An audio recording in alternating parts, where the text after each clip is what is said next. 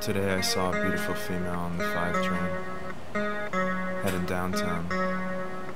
You got off at Union Square. You had a pixie haircut. Your bangs were parted to the left. Your hair was brown as well as those beautiful eyes, which were covered by a pair of glasses. This may seem strange, but I would like to see you again, but in a more appropriate place besides a subway car. If you see this, please reply. James.